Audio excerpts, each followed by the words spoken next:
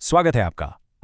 आज की कहानी के लिए शायद आप अपने कमरे की सारी बत्तियां जला लेना चाहेंगे, क्योंकि इस ऐतिहासिक विश्लेषण में हम सिर्फ पुरानी तारीखों या इमारतों की बात नहीं करने वाले हैं। हम सीधे भारत की सबसे कुख्यात, सबसे डरावनी जगहों में से एक शनिवार वाड़ा के अंधेरों में कदम रखने जा रहे हैं। ये एक ऐसी जगह है ना, जहां इतिहास बस चुपचाप सोता नहीं है, वो आज भी रात के सन्नाटे में चीखता है। तो चलिए, एक भव्य महल के खंडर बनने और एक ऐसे काले रहस्य की पड़ताल करते हैं जो कभी मरने को तैयार ही नहीं हुआ। काका मला वाचवा, काका मला वाचवा। जरा सोचिए, रात का घना सन्नाटा हो और अचानक से ये खौफनाक, हताश कर देने वाली आवाज आपके कानों में पड़े। मराठी के इन शब्दों का मतलब है, चाचा मुझे बचाइए। ये किसी की जिंदगी की आखिरी भीख थी, एक क्रूर धोखे से ठीक पहले की आखिरी खौफनाक चीख। लेकिन ये चीख थी किसकी, और ऐसा क्या हुआ था कि ये दर्दनाक आवाज इतिहास के पन्नों में दफन होने के बजाय आज भी वहां की हवाओं में गूंजती है? और सबसे डरावनी बात तो यह है कि ये चीखें कोई सुनी सुनाई पुरानी कहानी नहीं है।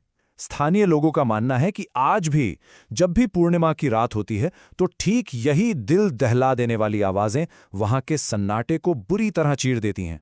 तो इस पूरे रहस्य को सुलझाने के लिए ना हमें थोड़ा समय में पीछे जाना होगा। हम अपनी पड़ताल की शुरुआत करेंगे 1732 से, जब इस भव्य जगह की नींव रखी गई थी।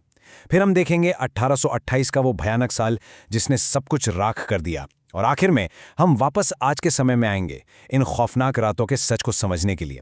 क्योंकि आज के इन प्रेतों को समझने के लिए हमें पहले उस शानदार अतीत को देखना ही होगा जो हमेशा हमेशा के लिए खो गया।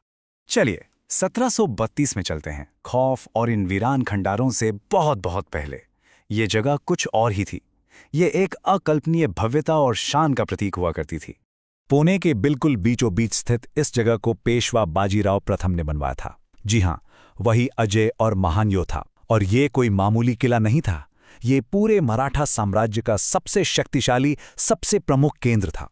जरा कल्पना करके देखिए, बेमिसाल वास्तुकला, विशाल दरबार, लकड़ी की वो बेहतरीन नक्काशी जिसके चर्चे पूरे देश में थे। ये वो जगह थी जहां से एक बहुत विशाल साम्राज्य की सत्ता चला करती थी। हर दिन यहां एक जश्न जैसा होता था। लेकिन वो कहते हैं ना कि भव्यता बहुत नाजुक होती है। इतिहास गवाह है कि एक वक्त पर जो दुनिया की सबसे शानदार वास्तुकला थी, उसकी नियति में कुछ बहुत ही भयानक लिखा था। वो खूबसूरत लकड़ी का काम, वो बेमिसाल कलाकृतियां, सब कुछ एक ही झटके में खत्म हो गया। आज अगर आप वहां जाएंगे तो आपको वो शान और शौकत बिल्कुल नहीं दिखेगी। आपको दिखेंगी तो सिर्फ ठंडी, बेजान और भारी पत्थर की दीवारें। वो एक जीता जागता भव्य महल बस अपने ही पुराने स्वरूप का एक डरावना सा ढांचा बनकर रह गया है। हुआ ये था कि 1828 में वहां एक बहुत ही भीषण आग लगी। वो आग बेकाबू होकर कई दिनों तक धधकती रही और उसने लगभग सब कुछ राख कर दिया। और सच बताऊं, जो बात मुझे सबसे ज्यादा खौफनाक लगती है वो ये है कि एक चहल पहल वाले शहर के बीचों बीच अचानक से एक विशाल, खाली और जला हुआ खामोश खंडर पैदा हो गया। और जैसा कि कोई भी आपको बताएगा, इन्हीं खाली जगहों और अंधेरे कोनों में ना सबसे डरावने साये अपना घर बना लेते हैं। अब शनिवार वाड़ा की वो भौतिक भव्यता भले ही उस आग में जलकर खाक हो गई हो, लेकिन एक बहुत ही गहरी, एक बेचैन करने वाली आध्यात्मिक अशांति उन बचे हुए पत्थरों में हमेशा के लिए कैद हो गई।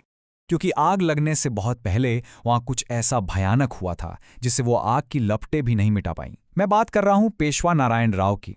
नारायण राव इस साम्राज्य के बहुत ही युवा शासक थे और शनिवार वाड़ा के उन्हीं अंधेरे गलियारों में उनके अपने ही रक्षकों ने उनकी बहुत बेरहमी से हत्या कर दी थी। और इसमें सबसे खौफनाक बात क्या है पता है? इस हत्या की साजिश किसी और ने नहीं, बल्कि उनके अपने ही महत्वाकांक्षी रिश्तेदारों ने रची थी। खून से लथपथ, डरे हुए, अपनों से धोखा खाए हुए वो युवा शासक अपनी जान बचाने के लिए बदहवास होकर अपने चाचा के कमरे की तरफ भाग रहा था। और इस अंधेरे में भागते हुए उनके मुंह से जो आखिरी चीख निकली वो वही शब्द थे, काका मला वाचवा, चाचा मुझे बचाइए। एक बेहद हताश कर देने वाली पुकार, लेकिन वो कभी अपने चाचा तक सुरक्षित नहीं पहुंच पाए।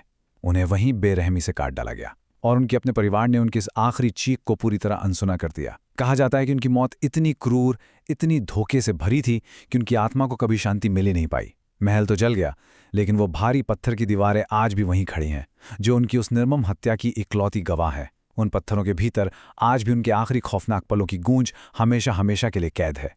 जो हमें एक बहुत ही खौफनाक सवाल पर लाकर खड़ा कर देता है। हमने आज इस जगह के बनने, इसकी भव्यता और इसके बर्बाद होने की बात की, लेकिन शनिवारावाड़ा की ये खंडर सिर्फ इतिहास के पन्ने नहीं हैं, ये एक क्रूर धोखे का जीता जागता स्मारक है। तो अगली बार जब भी पूर्णिमा की रात हो और आप किसी ठंडी हवा के झोंके को महसूस करें, तो जरा उस युवा पेशवा को याद कीजिएगा जो आज भी उन पत्थरों में कैद है।